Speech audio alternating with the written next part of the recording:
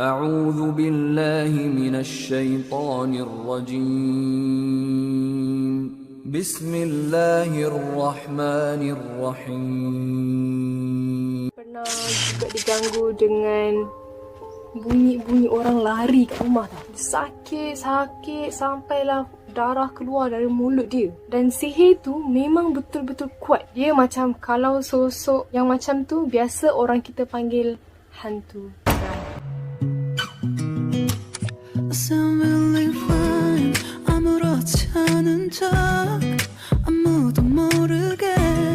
Hi and Assalamualaikum semua orang. Kamarin Nasim here. I hope you are in a good mood today because it's a good day to have a good day.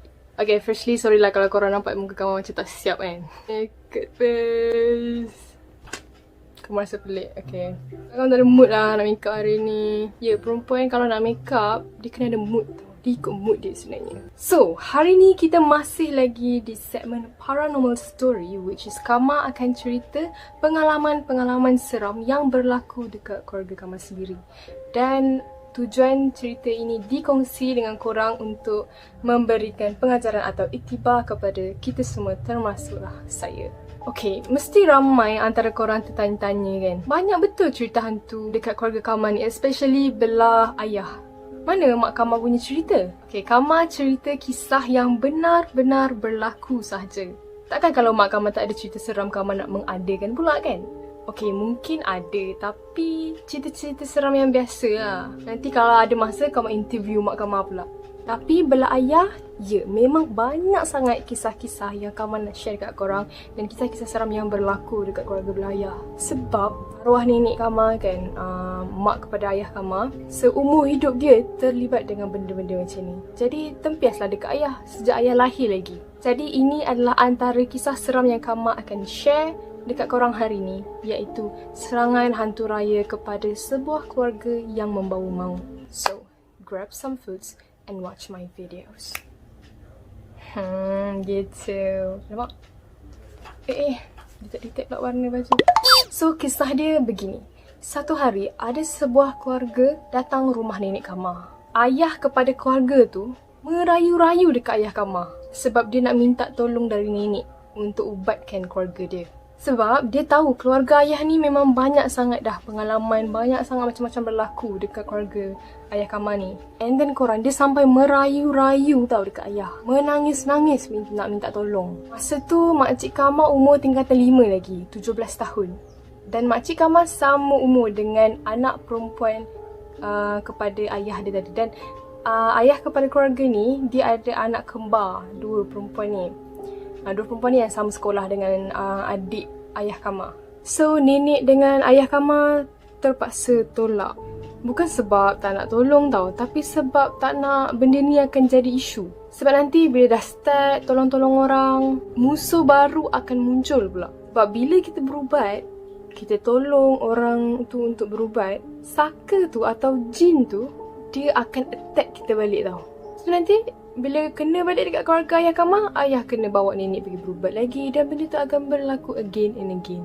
Bila pergi berubat, duit lagi kan. Macam tu orang kampung, manalah nak berduit sangat.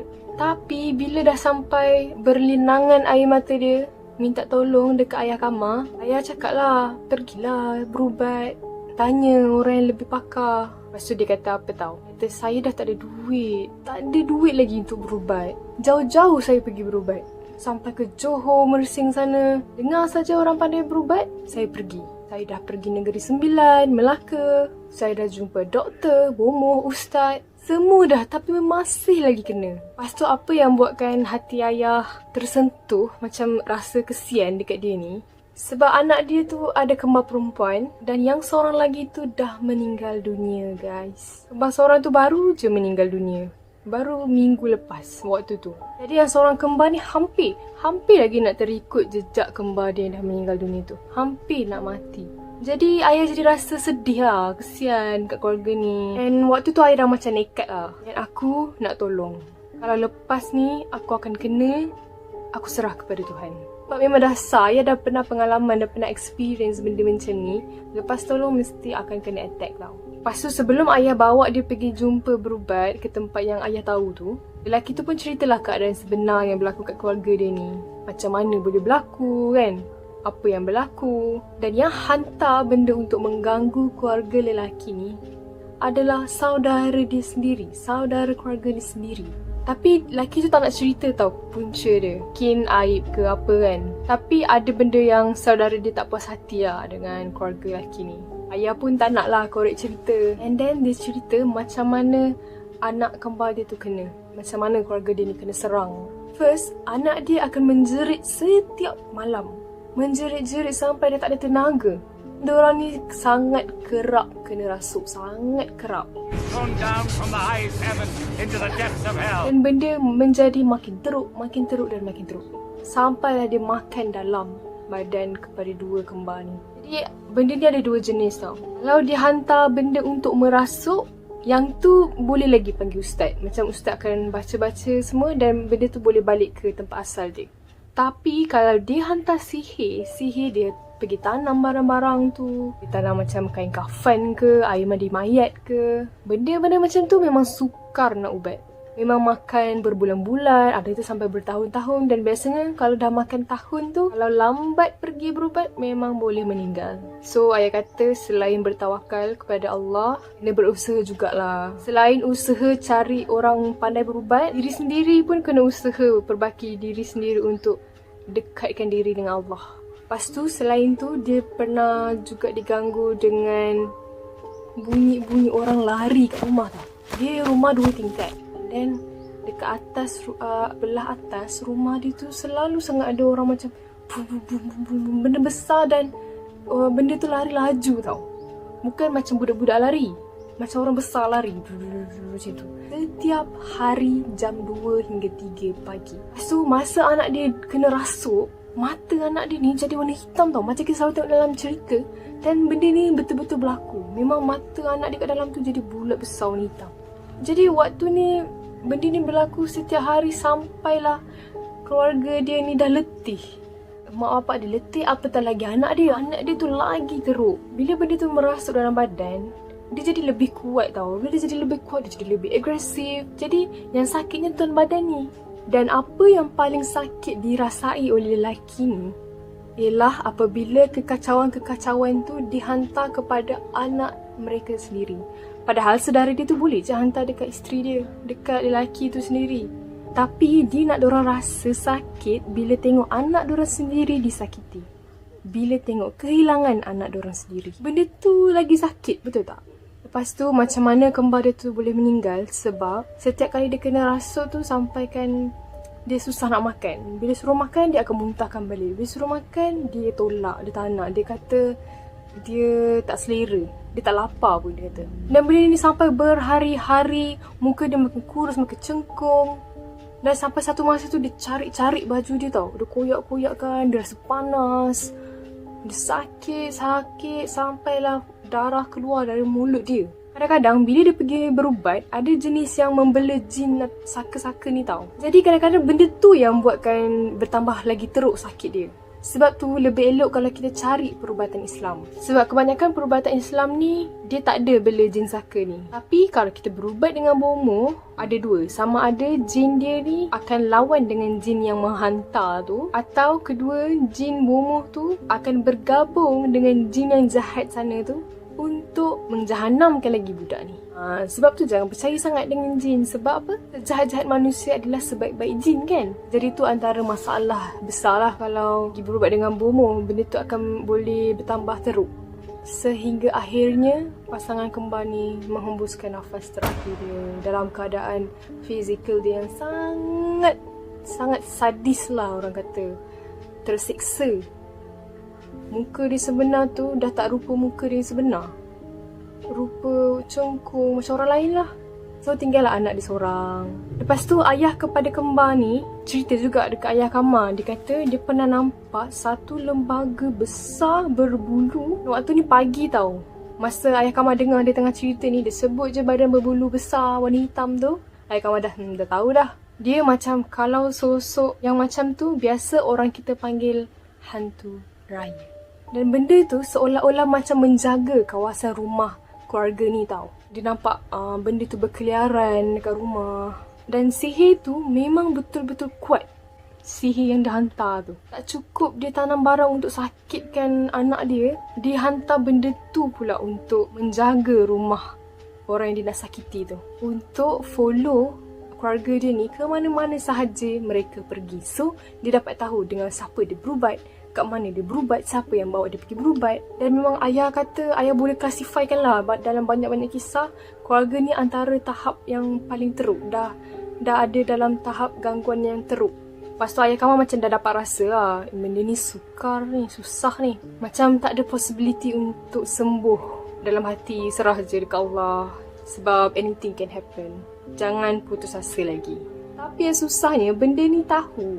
Benda ni tahu yang diorang tengah pergi berubat. Dan benda ni tahu siapa yang bawa pergi berubat. Nak dipendekkan cerita, ayah bawa dia ke Batu Pahat. Bila ayah tengok kesusahan lelaki tadi tu, usaha dia nak sembuhkan anak-anak dia, ayah macam teringat lah apa yang berlaku dekat atuk, nenek Kamal. Ayah Kamal macam faham lah perasaan lelaki tu.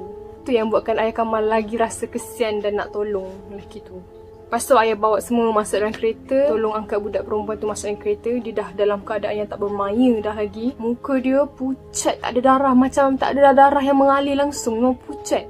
Muka cekung, ada banyak bekas-bekas luka kat badan, kat tangan, kat muka. Ayah kata waktu tu tengok memang azab lah. Memang macam, ya Allah, kesiannya budak ni seksa macam ni sekali. Lepas tu masa dalam perjalanan nak pergi jumpa orang tukang berubat tu, diorang makan dekat tepi jalan je sebab dah tak ada duit. Sampai macam tu sekali. Nak jimat kos nak tambang duit minyak lagi. Lepas tu nak bayar orang yang tukang berubat tu lagi. Nak beli barang-barang yang orang berubat tu suruh bawa lagi. Banyak lah ubat-ubat dia kan. Sedih lah sebenarnya. Orang tu memang betul-betul nak habiskan keluarga ni tau. Dia nak sampai keluarga ni rasa susah, tak ada harta. Kalau boleh, mati terus. Baru dia puas. Itulah hasad dengki ya. Setan-setan memang sukalah orang-orang yang macam ni. Lepas tu dah sampai kat tempat orang tu. Orang tukang berubat tu ayah kata macam dukun. Dukun berubat. Bukan macam perubatan Islam. Bila datang, nak angkat budak tu keluar dari kereta, orang tukang berubat tu dah pandang dari rumah dia tau. Dia tenung je. Seolah-olah macam dia dah tahu. Dia dah masuk rumah tu, orang kata, meh, duduk sini. Bawa dia ke sini. Faham tak? Macam kau tak kenal orang ni. Selalunya akan macam, Assalamualaikum, kenapa semua kan? Datang dari mana? Macam tu kan? Assalamualaikum, saya nak bawa ni anak saya nak minta berubat, dia sakit. Introduction lah, tapi tak. Keluar je dari kereta, bawa je. Dia terus sampai meh, sini, duduk sini. Dia dah tahu korang. Lepas tu orang rumah dia ambilkan bantal, bawa budak tu baring dekat depan tu lah. Lepas tu dukun tu pandang je budak tu, tak cakap apa-apa, dia pandang je. Lepas tu tiba-tiba dia bersuara, berbulan juga ni kan. Lepas tu bapak budak tu cakap lah, yang seorang lagi kembar dia ni dah meninggal dah, baru je lagi. Lepas tu dukun tu macam terperanjat tau. Sampai macam ni ya. Dia ikut ni. Ada 4-5 ekor tu. Tapi dia tak masuk kawasan sini. Dia tak berani masuk kawasan sini. Dia kat luar tu, tengah tunggu tu. Ayah dan keluarga dia yang lain terkejut lah. Selama ni dari tadi benda tu ikut lah. Lepas tu dukun tu masuk dalam bilik. Lama dia masuk dalam bilik. Ayah kata setengah jam. Tiba-tiba dia keluar, dia bawa piring. Dan dalam piring tu ayah kata ada rantai dan kain kuning. Rupanya benda tu macam tangkal tau. Kalau ikut agama kita, agama Islam, memang tidak membenarkan lah gunaan tangkal ni kan. Tapi dah sampai waktu tu. So macam dah tak fikir apa tau. Macam ikut je, follow je. Lepas tu dukun tu kata, pakaikan ni dekat dia. Benda hitam tu letak dekat pusat dia. Lepas tu dia tanya, ada limau? Ayah Kamal kan dah biasa bawa pergi berubat semua ni kan. Jadi sebelum Ayah Kamal sampai kat tempat rumah orang tu, Ayah Kamal dah bawa siap-siap apa yang selalunya orang-orang macam ni suruh bawa. Antaranya, first, air mineral. Kedua, kadang-kadang kemenyan. Kemenyan pula ada beberapa jenis. Kemenyan hitam. Lepas tu, telur, jarum. Bila kaedah-kaedah yang menggunakan barang-barang tu, ayah dah tahu lah. Tu semua mesti dia gunakan hikmat jin dia. So, benda-benda tadi tu, dia guna untuk pagar rumah tau. Rumah keluarga ni lah. Lepas tu dia bagi arahan lah, suruh pagar 4 penjuru. Lepas tu, yang peliknya, dia tu cakap, InsyaAllah, dengan izin Allah, kita serahkan semua ni dekat Allah. So, limau tu dia belah 4. Dukun tu bagi, suruh budak tu mandi dengan limau tu setiap hari. Pagi, petang. So, dukun tu kata dekat lelaki tu tau, bersabar ya, siang ni anak sekolah lagi. Nanti apa-apa beritahu saya, tak pun datang terus sini. Tapi itulah, sebab dia bagi tangkal-tangkal macam tu, macam tak sedap lah waktu tu ayah dengan pakcik tu. Tapi keadaan waktu tu mendesak dorang. So bapak dia tu kata try je, dia cuba je. So ayah Kamal pun bawa lah dia balik. Seminggu lepas tu ayah Kamal datang. Sebab nak tanyalah okey ke tak semua kan. So dia kata Alhamdulillah, mata anak saya dah tak menilau-nilau dah macam dulu. Dulu selalu macam pandang, macam seolah-olah dia nampak lah benda tu. Suara orang-orang lari kat atas rumah pun dah tak dengar dah. So, saya katalah, oh okey lah. Kalau ada apa-apa, boleh pergi terus kat tempat tu. Dah ada alamat kan? Lepas tu, dah dalam seminggu lepas tu, dia datang rumah ayah pula. Dia nak ucapkan terima kasih. Kata, Alhamdulillah, saya nampak perubahan. Sekarang saya nak on the way ni pergi rumah orang tukang berubat tu. Lepas tu dalam hati ayah macam terdetik tau. Ya Allah. Sebab ayah takut dengan benda-benda syirik ni. Ayah sama macam nenek. Dia macam takut tak nak benda-benda macam ni. Dalam masa yang sama, benda tu mendekati. So, ayah doa je lah dalam hati kan. Segala pertolongan ni datang darimu, Ya Allah. Ayah tak nak cakap dekat pakcik tu. Takut dia kecil hati. Lagipun benda-benda macam ni boleh rosakkan akidah kan. Macam kita anggap sebenarnya sembuh ni disebabkan pangkal tu. Korang pun dah belajar kan waktu sekolah dekat pendidikan Islam. Apa syirik, hurafat semua tu. Lepas tu malam tu tiba-tiba ada benda masuk dalam badan nenek tau. Tiba-tiba ayah tengah tengok TV. Nenek tiba-tiba datang marah-marah ayah. Cakap, kenapa kau pandai-pandai bawa dia? Pandai-pandai bawa dia berubat. Aku tak kacau kau tau tak? Aku tak kacau keluarga kau, dia kata. Aku nak dia mati. Lepas tu ayah baca lah. Baca-baca ayat yang ayah tahulah. Sebab dah biasa kena benda macam ni. Lepas tu tiba-tiba nenek pun pengsan. And then benda tu dah keluar lah. Rupa-rupanya korang, saudara lelaki tu yang buat tu, dia ada kena mengena dengan saudara belah ayah.